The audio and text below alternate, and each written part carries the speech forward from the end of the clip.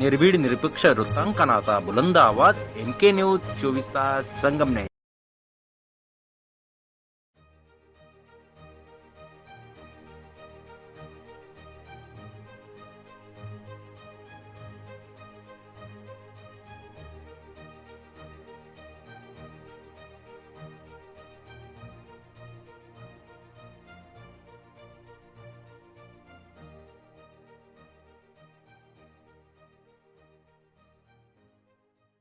सर्वांना या ठिकाणी मी प्रथम संविधान गौरव दिनानिमित्त शुभेच्छा देतो. संविधान म्हणजे काय बऱ्याच जणांना माहीत नसतं, काही जणांनी नाव ऐकलेलं असतं आणि या सगळ्यांचा उलगडा या ठिकाणी मुंतोडे सर करणार आहेत. मुंतोडे सर गेले 20 वर्षांपासून माझा त्यांचा परिचय आहे. अनेक सामाजिक कार्यात अगदी हिरिरीने भाग घेतात. त्यांनी आश्वी गावामध्ये संविधानाच्या संदर्भात एक खूप मोठा कार्यक्रम केला. जवळजवळ 32 दिवस 14 एप्रिल डॉक्टर बाबासाहेब आंबेडकर जयंती तिथपासून ते 10 मे गौतम बुद्ध जयंती या 32 दिवसांच्या कार्यक्रमामध्ये त्यांनी महाराष्ट्रातले विविध नामांकित व्याख्याते शाहीर संभाजी भगत सारखे मोठे शाहीर ज्यांनी फुले शाहू आंबेडकर चळवळ आपल्या गीतांमधून जागृत ठेवली, अशा प्रकारचे लोक त्या ठिकाणी आश्वी सारख्या छोट्याशा गावामध्ये तो कार्यक्रम केला. आश्वी गावातल्या सगळ्या बहुजन समाजातील सर्वांचं सहकार्य घेतलं आणि अगदी 32 दिवस जेवणासहित ते कार्यक्रम त्यांनी पार पाडले. त्यामध्ये तिथल्या गावाचे सरपंच, उपसरपंच, गावातील प्रत्येक नागरिक यांचं सहकार्य त्यांनी घेतलं आणि हे संघटन कौशल्याच्या बाबतीत मुंतोडे सरांना म्हणजे कोणी त्यांच्या पुढे जाऊ शकत नाही. तर असं एक व्यक्तिमत्व आहे आणि या माध्यमातून संविधानाचे माहिती समाजाला व्हावी, संविधानाने आपल्याला कोणते अधिकार दिले आहेत हे समजावं. त्याचबरोबर महात्मा फुलेंनी कोणतं कार्य केलं, महात्मा फुलेंनी कोणती पुस्तकं लिहिली, त्या पुस्तकांमध्ये काय होतं, या सगळ्या गोष्टींचा गोषवारा. नेमकं त्यांनी आरक्षणाची कल्पना मांडली म्हणजे नेमकं काय केलं. फुले असं का म्हटलं की जाती जातीत वाटून द्यावे योग्य प्रमाणात. तर अशा पद्धतीचं सगळी जी माहिती आहे, आपल्या मनातल्या शंका आहेत, त्यामध्ये तुम्ही पण तुमचे काही प्रश्न असतील तर नक्की विचारू शकता. अगदी मराठा आरक्षणापर्यंत आता जो विषय ज्वलंत आहे त्यावर सुद्धा मुंतोडे सर काही विचार मांडणार आहेत. तर आपण सर्वांनी ते शांतपणे ऐकून घ्यावेत. आपल्या जिव्हाळ्याचा प्रश्न आहे, कारण जोपर्यंत भारतात जाती व्यवस्था आहे तोपर्यंत आरक्षण राहणार आहे. मग जाती व्यवस्था का आहे, कोणी पाडल्या या जाती, का बरं पाडल्या, हे आपल्याला समजायला पाहिजे. खरं तर निसर्गाने 2च जाती मानवामध्ये निर्माण केल्यात, एक स्त्री आणि पुरुष. बाकी प्राण्यांमध्ये जाती असतात. जसं आपण म्हणतो हत्ती आहे, हत्तीला सोंड आहे म्हणून तो वेगळा आहे, बैलाला शिंग आहेत, सिंहाला आयाळ आहे, ते वेगळे वेगळे प्राणी आहेत. मग हे प्राणी वेगळे असतात, त्यांच्या जाती असतात. माणसात सगळे माणसं सारखेच आहेत, 2 पाय आहेत, 2 हात आहेत, कुणाला सोंड नाही, कुणाला शिंग नाही, पण तरी पण माणसं जाती का आहेत आणि जातीवरून भेदभाव का होतो याची उत्तरं आपल्याला या भाषणामधून मिळतील अशी मी अपेक्षा करतो. देवता सावित्रीबाई फुले, छत्रपती राजर्षी शाहू महाराज, विश्वरत्न महामानव डॉक्टर बाबासाहेब आंबेडकर यांच्या विचारांना विनम्र अभिवादन करतो. आज श्री संत जनार्दन स्वामी माध्यमिक आणि उच्च माध्यमिक विद्यालयामध्ये या शाळेचे प्राचार्य, आमचे चळवळीतले सहकारी आदरणीय मागाडे सर, त्यांचे सर्व सहकारी, विद्यार्थी बंधू आणि भगिनींनो, आज अतिशय आल्हाददायक आणि सुंदर वातावरणामध्ये सकाळच्या वेळी मला सांगण्यात आलं की आपल्या विद्यालयामध्ये राष्ट्रपिता महात्मा ज्योतिराव फुले यांचा स्मृतिदिन आणि भारतीय संविधान दिन असे 2 एकत्रित कार्यक्रम आपल्या विद्यालयामध्ये संपन्न होत आहे. प्रथमतः आपल्या या कार्यक्रमाचे संयोजक, आपल्या विद्यालयाचे प्राचार्य, तुमचे सर्व शिक्षक वृंद यांचा मी ऋणी आहे, आभारी आहे. मला तुमच्याशी व्यक्त होण्याची, तुमच्याशी हितगुज करण्याची, संवाद साधण्याची संधी उपलब्ध करून दिली त्याबद्दल मी आपल्या सर्वांचा ऋणी आहे. विद्यार्थी मित्र हो, शाळा, शिक्षण व्यवस्था आजच्या परिस्थितीमध्ये ज्या पद्धतीने आपण अनुभवत आहोत, 108 वर्षापूर्वी अशा प्रकारची परिस्थिती नव्हती.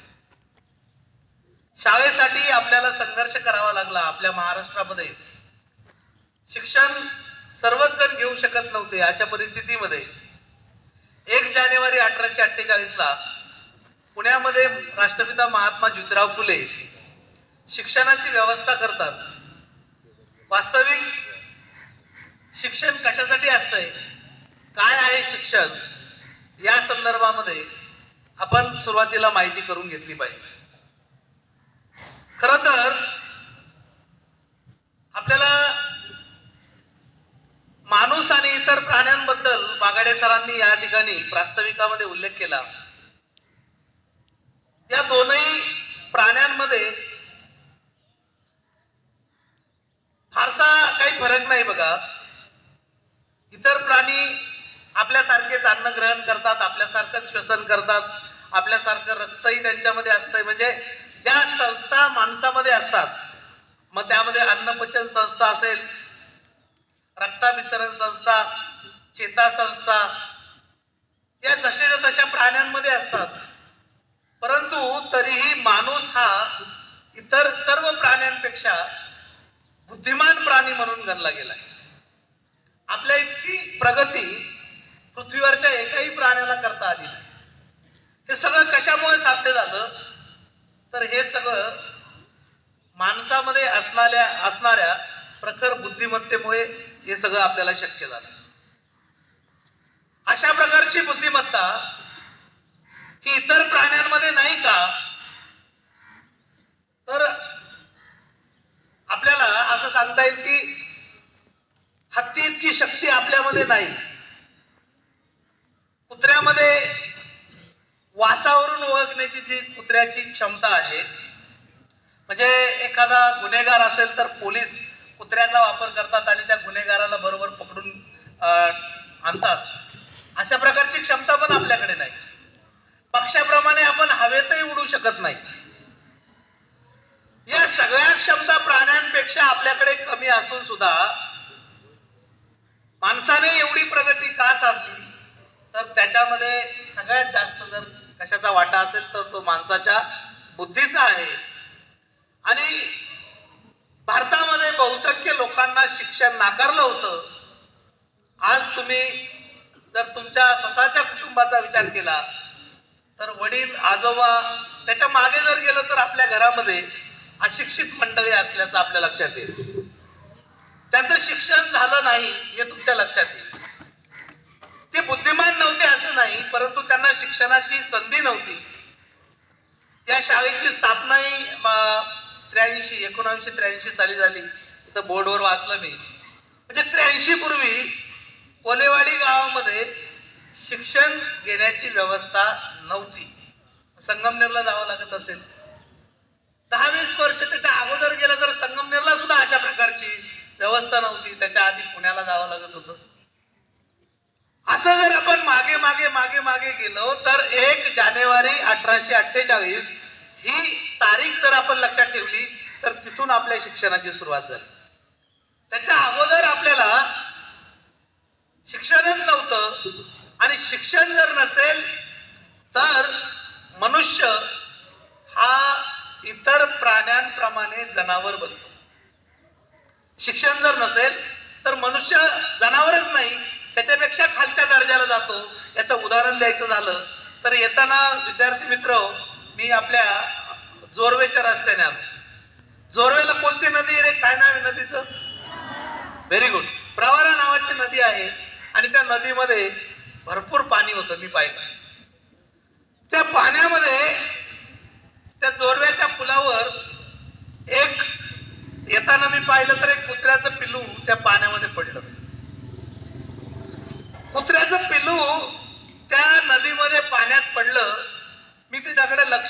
होतो, लहानच होतं. आता मला वाटलं याचं काय होणार पुढं. मी थोडा वेळ त्याचं निरीक्षण केलं. ते पिल्लू पाय हलवायला लागलं आणि कडेला आपोआप चालत आलं. मी तुम्हाला प्रश्न विचारतो, त्या पिलाप्रमाणे जर एखादं लहान मूल त्या नदीमध्ये पाण्यात पडलं असतं तर त्याला पोहत काढायला येता आलं असतं का? नसतं आलं. त्या पिलाने कोणतीही पोहण्याची ट्रेनिंग घेतली नाही, तरी सुद्धा पाय हलवत हलवत ते कडेला आलं. याचं कारण असं आहे की या प्राण्यांमध्ये सहज बुद्धी असते आणि माणसाचे लहान मूल जर पाण्यात पडलं तर त्याला पोहता येत नाही. परंतु मला तुम्हाला सांगायचं आहे की अमेरिकेचा मायकल फेल्प्स नावाचा एक ऑलिम्पिक पट्टू आहे आणि त्याला पोहण्याच्या प्रकारामध्ये म्हणजे जगातला सगळ्यात वेगवान पोहणारा हा मायकल फेल्प्स आहे. 14 सुवर्ण पदक त्याला मिळाले. म्हणजे 100 मीटर असेल, 400 मीटर असेल, त्या स्पर्धेमध्ये त्याच्या इतका वेगाने कोणी पोहू शकत नाही. तो तर म्हणतो की अगदी माशाला सुद्धा मी हरवू शकेल इतक्या वेगाने तो पोहतो. मग मला सांगा की माशापेक्षा वेगाने पोहणारा मायकल फेल्प्स, त्याला विचारलं की तू इतका वेगाने कसं काय पोहू शकतो, तर त्याने सांगितलं की माझे जे प्रशिक्षक आहेत त्यांनी मला ट्रेनिंग दिलं आणि त्या ट्रेनिंगमुळे, त्या शिक्षणामुळे मी माशापेक्षा वेगाने पोहू शकतो. विद्यार्थी मित्र, प्राणी त्यांच्याकडे जी सहज बुद्धी आहे त्याचा उपयोग करून ज्या पद्धतीने मासा पोहू शकतो किंवा कुत्रा त्याला गंधज्ञान असतं, वासावरून माणसं ओळखू शकतो, तशा प्रकारे अशी सहज बुद्धिमत्ता माणसाकडे नसते. तर त्याला ट्रेनिंग द्यावं लागतं, त्याला शिकवावं लागतं. आणि जर त्याला शिकवलं तर तो इतर कशाही पेक्षा जास्त प्रतिभावान होऊ शकतो. खरं तर शिक्षणाची व्यवस्था, तुमच्यामध्ये जी प्रतिभा आहे, अंगभूत प्रतिभा आहे, म्हणजे मायकल फेल्प्स मध्ये वेगवान पोहण्याची प्रतिभा होतीच, परंतु ज्या पद्धतीने हिऱ्याला पैलू पाडले जातात तशाच पद्धतीने त्या मायकल फेल्प्सला त्याच्या प्रशिक्षकाने ट्रेनिंग दिली आणि ट्रेनिंग दिल्यामुळे तो जगातला सगळ्यात वेगवान पोहणारा होऊ शकला. या ठिकाणी आपल्या शिक्षणाची जर आपण पूर्वपीठिका पाहिली आणि ज्या महात्मा फुलेंचा आपण स्मृती दिन साजरा करतोय, ज्या भारतीय संविधान दिन आपण साजरा करतोय, त्या अनुषंगाने जर सांगायचं झालं तर महात्मा फुले हे आधुनिक भारतातील शिक्षणाचे जनक ठरतात. हे असं का त्यांना मानायचं किंवा का तिथून शिक्षणाची सुरुवात झाली असं आपण म्हणतो, तर एक प्रसंग महात्मा फुलेंच्या जीवनातला आजच्या दिवशी तुम्हाला सांगितला पाहिजे. विद्यार्थी मित्र, नुकताच मी माणूस आणि जनावर या 2 प्राण्यांमध्ये तुलना करून दाखवली. आणखी एक तुलना या निमित्तानं मी करणार आहे. तत्पूर्वी महात्मा ज्योतिराव फुलेंचा हा प्रसंग आहे. महात्मा ज्योतिराव फुले एकदा सकाराम परांजपे नावाच्या त्यांच्या मित्राच्या लग्नामध्ये गेले होते. लग्नाची वरात होती आणि त्या वरातीमध्ये महात्मा ज्योतिराव फुलेंना अपमानित करून हाकलून देण्यात आलं. महात्मा फुलेंच्या जीवनावर या घटनेचा प्रचंड मोठा परिणाम झाला.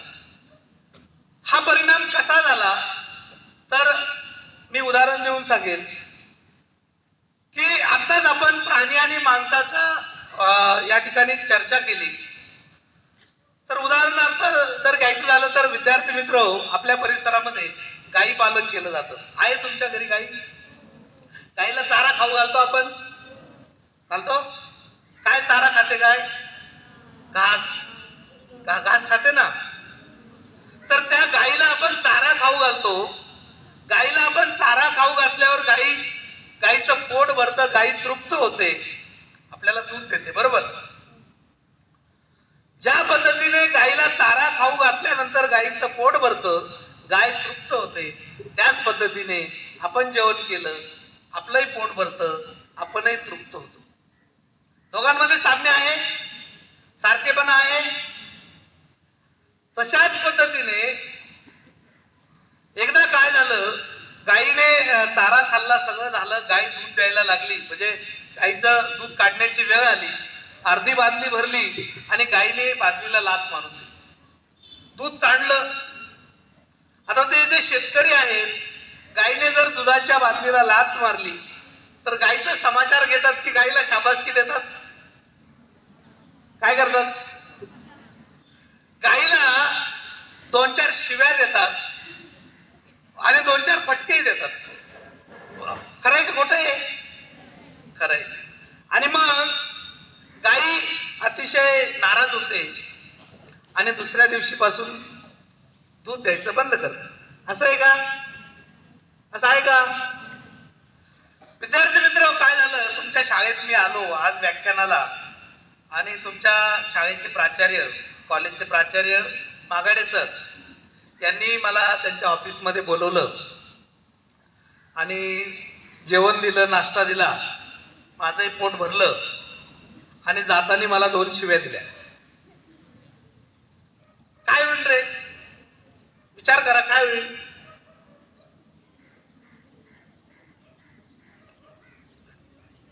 आणि मग उद्या मला परत बोलवलं, या उद्या पण व्याख्यानाला. काय करेन रे मी? येणारच नाही. एकदम बरोबर, येणारच नाही. मी येणारच नाही, कारण माझ्या मनाला ते शब्द वाईट वाटते. गाईला मात्र त्याचं काहीच वाटलं नाही.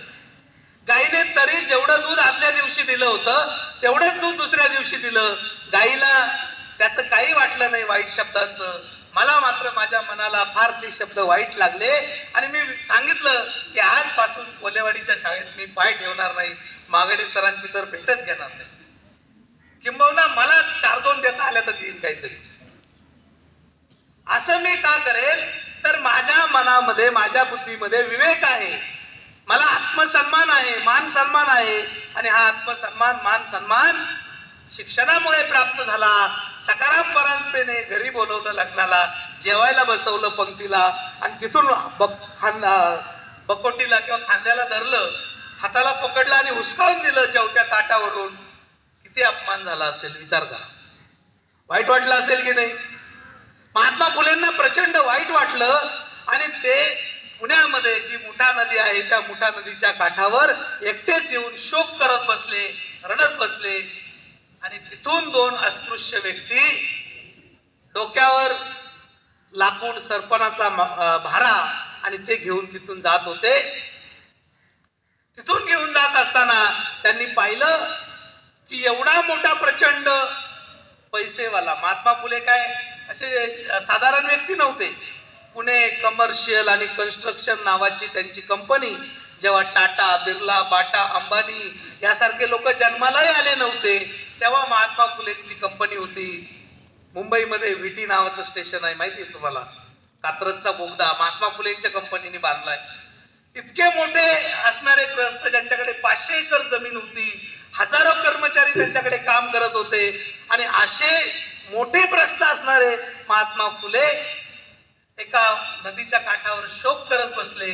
त्या 2 अस्पृश्यांनी जेव्हा त्यांना पाहिलं तर त्यांना हसू आलं.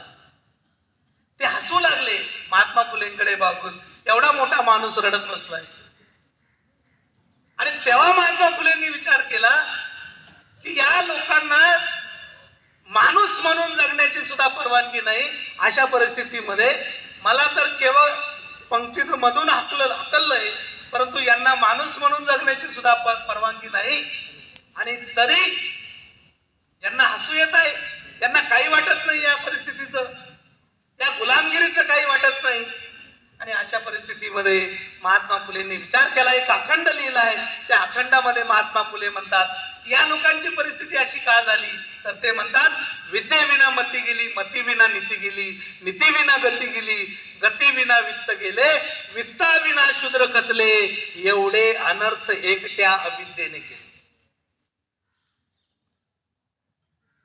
या ठिकाणी या अखंडामध्ये सगळ्या प्रश्नांची उत्तरं महात्मा फुले देतात. विद्येविना मती गेली. मती म्हणजे बुद्धी का नाही आहे या लोकांना, तर विद्या नाही, ज्ञान नाही, शिक्षण नाही. विद्येविना मती गेली, मती विना नीती गेली. नीती म्हणजे आपण कशा पद्धतीने आपली आयडियॉलॉजी केली पाहिजे, नीती गेली त्यांची. नीती विना गती गेली. गती म्हणजे प्रोग्रेस. गती विना वित्त गेले. वित्त व्यवस्था म्हणजे त्यांच्याकडे असणारी संपत्ती नष्ट झाली. आणि वित्ता विना शूद्र खचले. विद्यार्थी मित्र हो, या ठिकाणी शूद्र खचले म्हणजे नेमके कोण खचले या संदर्भात आपल्याला माहिती मिळणं अतिशय आवश्यक आहे. आपण सर्वजण ओळख बदललेली लोक आहोत. आपण सर्वजण ओळख बदललेली लोक आहोत आणि ही ओळख आपण स्वतःहून आपल्याला घेतलेली नाही, तर प्रत्येक वेळी कोणी ना कोणी आपल्याला दिलेली. आपण सर्वजण ओळख बदललेली लोक आहोत. त्या ठिकाणी मागाडे सरांनी अतिशय नेमक्या भाषेत सांगितलं की आपण माणसं आहोत.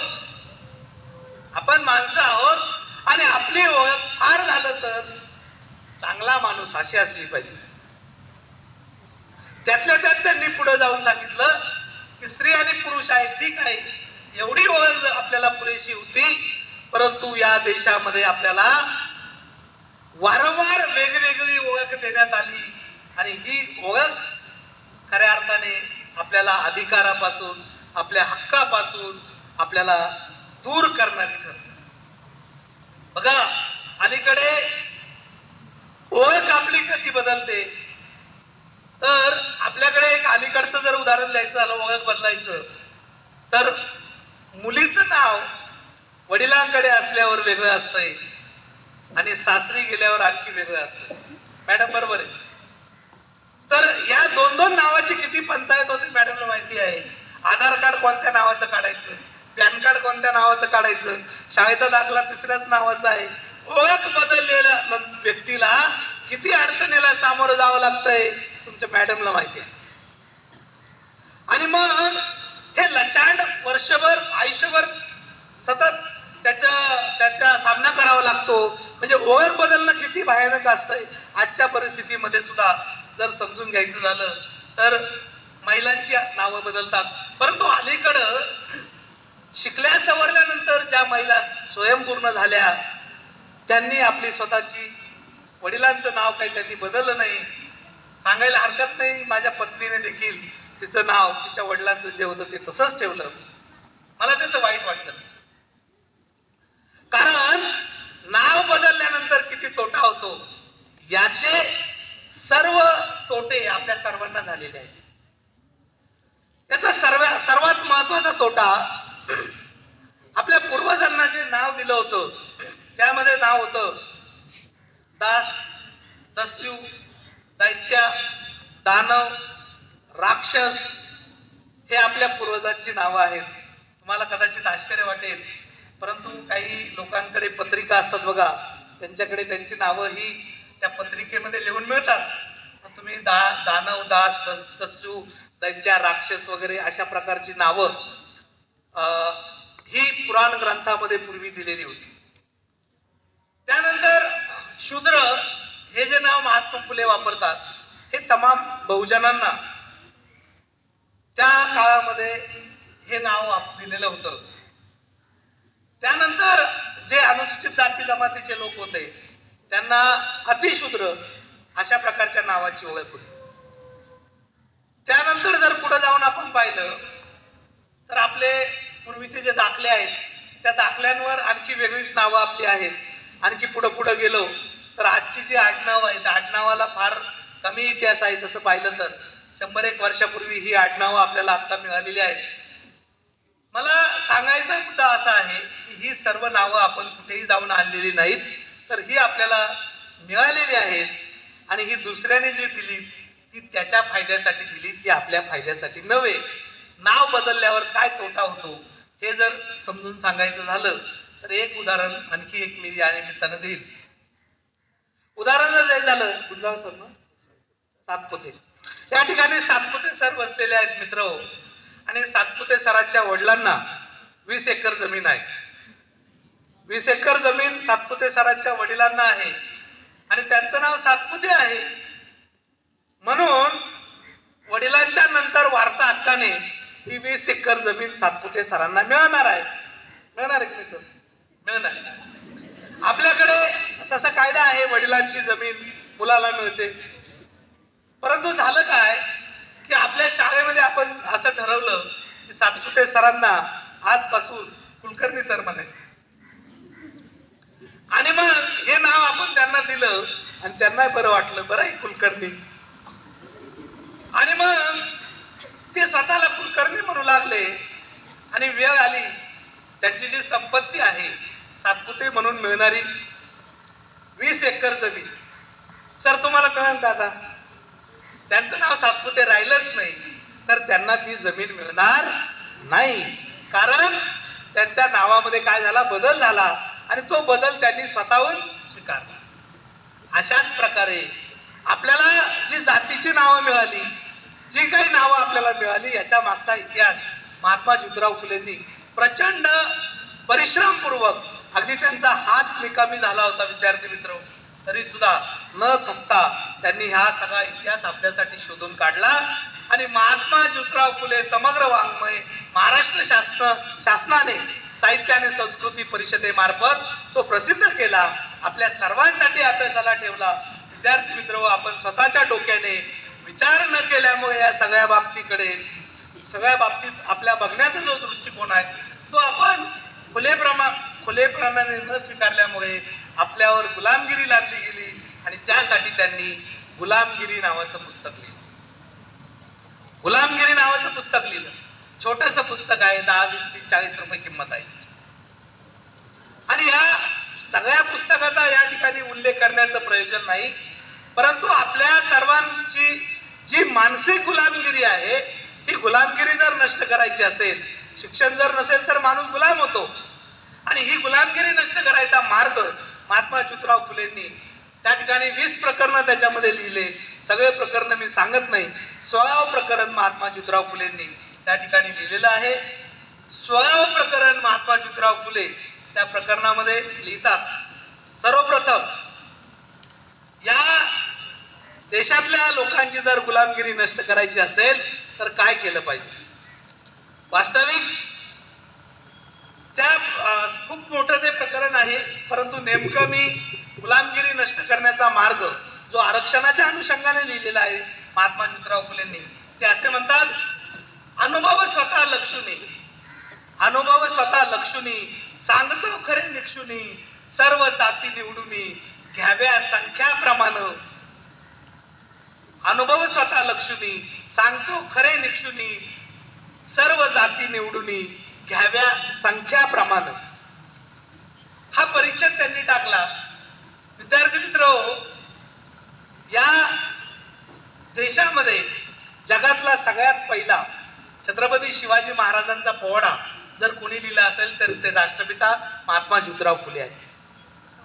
छत्रपती शिवाजी महाराजांचं राज्य बुडवल्यानंतर पेशवाई आपल्या महाराष्ट्रामध्ये होती आणि पेशवाईमध्ये स्त्रियांवर शिक्षणाची बंदी होती, बहुजन समाजावर शिक्षणाची बंदी होती, संत तुकाराम महाराजांच्या अभंग गाण्यावर सुद्धा त्या ठिकाणी बंदी होती. आणि अशा परिस्थितीमध्ये महात्मा ज्योतिराव फुले प्रेरणाविहीन समाजाला खऱ्या अर्थाने छत्रपती शिवाजी महाराजांची प्रेरणा निर्माण करून देतात. विद्यार्थी मित्र, छत्रपती शिवाजी महाराजांचं राज्य किती पराक्रमी होतं, किती महान होतं. त्यांनी कशा पद्धतीने आपल्या 18 पगड जातीचे मावळे तयार करून रयतेचं राज्य निर्माण केलं. आज छत्रपती शिवाजी महाराजांचं नाव घेतलं तरी आपल्या अंगावर काटा उभा राहतो. जगातल्या अनेक नामवंत विचारवंतांनी छत्रपती शिवाजी महाराजांचा वारसा घेतलेला आहे. छत्रपती शिवाजी महाराजांचा पराक्रम त्यांनी त्याची प्रेरणा घेतलेली आहे. याचं जर उदाहरण द्यायचं झालं तर फिडेल क्रिस्टोचं मी उदाहरण देईन. बलाढ्य अमेरिकेचे शेजारी क्युबा नावाचं एक राष्ट्र आहे. विद्यार्थी मित्र, राष्ट्र छोटा आहे महाराष्ट्रासारखं, आणि त्या राष्ट्राचा राष्ट्रप्रमुख फिडेल क्रिस्टो बलाढ्य अमेरिका त्या काळातले वर्तमानपत्र असं म्हणत होते, जेव्हा अमेरिकेने या क्युबावर आक्रमण केलं तेव्हा आता साहेबाच्या बुटाखाली हे क्युबा चिरडून जाईल. मुंगी इतकं क्युबा आहे, अमेरिकेपुढे मुंगी सारखं आहे. आणि साहेबाचा बूट म्हणजे अमेरिकेला लोक साहेब म्हणायचे आणि मग त्या साहेबाच्या बुटाखाली हा मुंगीसारखा क्युबा चिरडून जाईल असं जगातली वर्तमानपत्र लिहित होती. आणि एवढंच नाही तर अमेरिका इतकी वैज्ञानिक प्रगती अमेरिकेमध्ये झाली होती. अणुबॉम्ब त्या ठिकाणी सज्ज असं राष्ट्र अमेरिका आहे. संगणक क्षेत्रामध्ये प्रचंड क्रांती अमेरिकेत झालेली आहे. अशा परिस्थितीमध्ये अमेरिकेचे जे प्रमुख होते, मिलिटरी त्यांची जी होती, त्यांनी असा गेस केला होता की क्युबा एक 8-10 दिवसामध्ये शरण येईल आणि क्युबा नेस्तनाबूत होईल. याचं कारण असं होतं की अमेरिकेच्या संगणकामध्ये याचा डेटा होता की अमेरिकेकडे किती रणगाड्या आहेत, किती शस्त्रसाठा आहे, किती सैनिक आहे आणि त्याच्या आधारावर क्युबाचा टिकाव लागणार नाही. परंतु विद्यार्थी मित्र हो, तो क्युबा अमेरिकेला अजिबात शरण गेला नाही. किंबहुना अमेरिकेचा त्या युद्धामध्ये पराभव झाला आणि तो छोटासा क्युबा जिंकला. त्या रॉल क्रिस्टोने पेपरला वाल्यांना सांगितलं की बलाढ्य अमेरिकेशी आम्ही टक्कर घेऊ शकलो कारण अमेरिकेकडे प्रगत तंत्रज्ञान होतं. त्यांचे संगणक त्या ठिकाणी युद्ध सामुग्रीचा डेटा सेनापतीला देऊ शकत होते. परंतु आमच्याकडे छत्रपती शिवाजी महाराजांची प्रेरणा होती आणि ही प्रेरणा मोजण्याचा संगणक आजपर्यंत अमेरिका देखील तयार करू शकली नाही. या ठिकाणी छत्रपती शिवाजी महाराजांचा मोठेपणा किती आहे की एका बलाढ्य राष्ट्रासोबत छोटासा क्युबा लढू शकला. याचं कारण ते छत्रपती शिवाजी महाराजांची प्रेरणा सांगतात. विद्यार्थी मित्र, एकदा व्हिएतनामचे राष्ट्रप्रमुख भारतामध्ये आले होते आणि त्यांनी दिल्ली विमानतळावर उतरल्यानंतर रायगड बघण्याची इच्छा व्यक्त केली. रायगडावर आल्यानंतर त्यांनी रायगडाची माती ते त्यांच्या देशामध्ये व्हिएतनामला घेऊन गेले आणि व्हिएतनामला घेऊन गेल्यानंतर त्या ठिकाणी त्यांनी आपल्या राष्ट्रामध्ये ती माती टाकायला सांगितली आणि त्यांची ज्या ठिकाणी समाधी बांधलेली आहे त्यांनी इच्छा व्यक्त केली की या माझ्या समाधीवर समाधीच्या ठिकाणी ही माती टाका आणि माझ्या समाधीवर लिहा की मी छत्रपती शिवाजी महाराजांचा एक मावळा आहे. एवढंच काय, हे परदेशातले उदाहरणं झाले. परंतु महाराष्ट्रामध्ये नेताजी सुभाषचंद्र बोस, भारतामध्ये आपल्याला माहित आहे स्वातंत्र्य लढ्यामध्ये त्यांनी मोठं आंदोलन उभा केलं होतं. आझाद हिंद फौजेची स्थापना त्यांनी केली. त्या नेताजी सुभाषचंद्र बोस यांनी सुद्धा आपल्या जर्मनीच्या मित्राला पत्र लिहून सांगितलं की ते रंगून उरून ज्या ब्रिटिशांच्या साम्राज्यामध्ये दिवस मावळत नव्हता असं म्हणतात.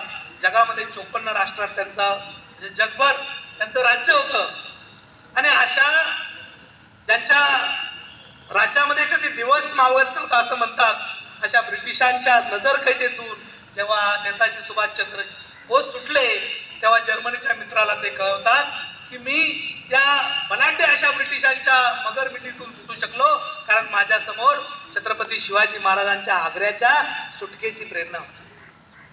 इतके पराक्रमी छत्रपती शिवाजी महाराज. विद्यार्थी मित्रांनो, 21 वर्षाचा कोवळा भगतसिंग आपल्याला सगळ्यांना माहित आहे.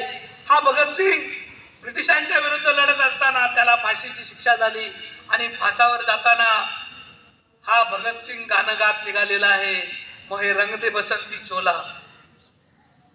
त्या ठिकाणी तो गाणं गात निघाला आहे कि जिस चोले को पहन शिवाजी खेले अपनी जान पर, उस चोले को पहन के निकला हम मस्तों का टोला, मोहे रंग दे बसंती चोला. त्या ठिकाणी जे न्यायाधीश होते ते न्यायाधीश आश्चर्यचकित झाले. त्यांनी पाहिलं की एखाद्याला जर फाशीची शिक्षा झाली तर लोक पाय धरतात, रडायला लागतात, मला वाचवा म्हणतात. परंतु याच्याकडे कुठून आलं हे धाडस की हा गाणं गात निघालाय फासावर जायला. तो म्हणतो की आज जरी मी फासावर गेलो तर माझ्या देशामधून लाखो भगतसिंग उद्या तयार होतील. विद्यार्थी मित्रांनो, नंदुरबार जिल्ह्यामध्ये, आपल्याच नाशिक विभागामध्ये नंदुरबार जिल्ह्यामध्ये श्रीश कुमार नावाचा कोवळा एक शाळकरी मुलगा इंग्रजांच्या विरुद्ध लढायला तयार झाला. ही सगळी छत्रपती शिवाजी महाराजांची प्रेरणा आहे. आणि इतक्या बलाढ्य असणाऱ्या छत्रपती शिवाजी महाराजांचा इतिहास नष्ट करण्याचं कारस्थान या देशामध्ये झालं. एवढंच नव्हे तर एवढ्या पराक्रमी व्यक्तीचा राज्याभिषेक जेव्हा रायगडावर करायचा ठरला तेव्हा पुण्यातल्या एकाही पुरोहिताने त्याला मान्यता दिली नाही. अशा परिस्थितीमध्ये छत्रपती शिवाजी महाराज कुणबी आहेत आणि कुणबी शूद्र असतो, शूद्राला राजा बनण्याचा अधिकार नाही असं म्हणून त्यांना राज्याभिषेक नाकारला. हे जे काही कारण होतं त्या कारणाच्या आधारावर छत्रपती शिवाजी महाराजांनी हे सगळं पराक्रमाच्या आधारावर हे सगळं नेस्तनाबूत केलं आणि काशीवरून गागाभट्टाला आणलं आणि त्यांचा राज्याभिषेक केला. एक बलाढ्य आणि पराक्रमी असं राज्य, ज्या रयतेच्या राज्याची आजही आपल्याला आठवण आहे, असं राज्य महात्मा ज्योतिराव फुलेंनी निर्माण केलं. विद्यार्थी मित्र, महात्मा ज्योतिराव फुलेंनी हा इतिहास आपल्यासाठी जतन करून ठेवला. पहिली शिवजयंती रायगडावर महात्मा ज्योतिराव फुलेंनी साजरी केली आणि खऱ्या अर्थाने महाराष्ट्राच्या मातीमध्ये हा पराक्रम जिवंत ठेवण्याचं काम ज्योतिराव फुलेंनी केलेलं आहे.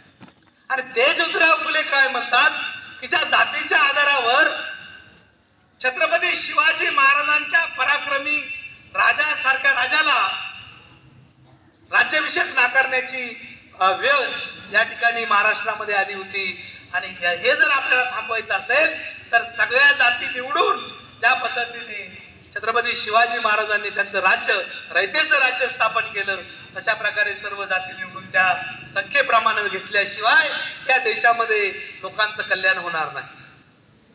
त्यानंतर महात्मा ज्योतिराव फुलेंचं हे कार्य खऱ्या अर्थाने त्यांच्या पत्नीने त्यांना साथ दिली. विद्यार्थी मित्र, काय परिस्थिती असेल, एकही मूल शिकलेलं नाही, एकही मुलगी शिकलेली नाही. आजही आपण म्हणतो घरामध्ये जर शिकलेली आई असेल तर ते कुटुंब चांगलं शिक्षित बनतं. त्या काळामध्ये सावित्रीमाईंनी आपल्या नगर जिल्ह्यामध्ये डीएडचं शिक्षण पूर्ण केलेलं आहे. तुम्हाला माहित असेल तर आपल्या जिल्ह्याचा वारसा आहे त्याला. आणि सावित्रीमाई फुलेंनी त्या काळामध्ये काव्य केलं, कविता लिहिल्या. आता मला वाटतं संगमनेरला सरांनी काहीतरी एक काव्य करण्याचा उपक्रम ठेवलेला आहे. मी सरांचं विशेष कौतुक करतो, अभिनंदन करतो. आज आपल्या कवींनी पुढे येण्याची गरज आहे. खऱ्या अर्थाने आपल्या मुक्तीचं काव्य आपल्या नवोदित लेखकांकडून, कवींकडून व्हावं अशा प्रकारची अपेक्षा मला वाटते. यथार्थ लेखन व्हावं असं मला वाटतं. कारण विद्यार्थी मित्र, मी शाळेत असताना मी जेव्हा कविता वाचायचो, कविता बघायचो, तेव्हा मला फार प्रश्न पडायचे. कदाचित ती कविता फार चवीने माझ्या मराठीच्या शिक्षकाने मला शिकवली होती. तुम्ही ऐकली असेल, बालकवींची कविता आहे. हिरवे हिरवे गारगालीचे हरित तृणाच्या मखमालीचे, त्या सुंदर मखमालीवर फुलराणी ती खेळत होती. मग आम्ही आता सगळे शेतकरी कुटुंबातून आलेली माणसं, शेतकऱ्याची मुलं, आणि जर आमच्या शेतात जर हिरवे हिरवे गार गालीचे असेल तर आमच्या शेताचा सत्यानाश झाला म्हणून समजा.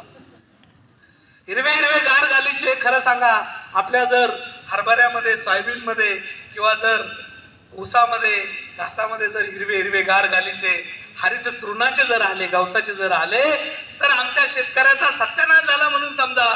आणि मग असं हे कसं चवीने ऐकायचं असा माझ्या पुढे प्रश्न निर्माण व्हायचा. त्या काळामध्ये सावित्रीबाई फुलेंची काव्य फुले कविता इतकी मनावर परिणाम करून गेली. अण्णाभाऊ साठेची कविता मनावर परिणाम करून गेली.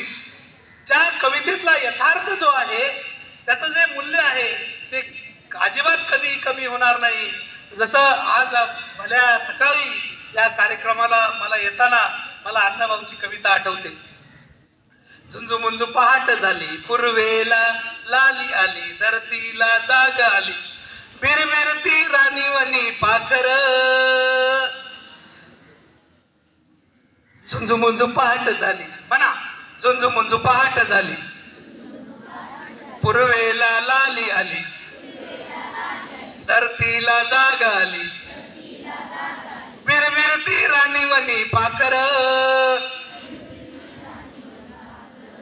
जीवाचा मैत्र डबग्यान पवग्या, शेताला घेऊन चालणं. म्हणजे खऱ्या अर्थाने आपल्या मातीतलं, आपल्याला स्वतःच्या काळजाला भिडणारं गाणं, अशा पद्धतीने अण्णाभाऊ साठेचं लेखन आहे.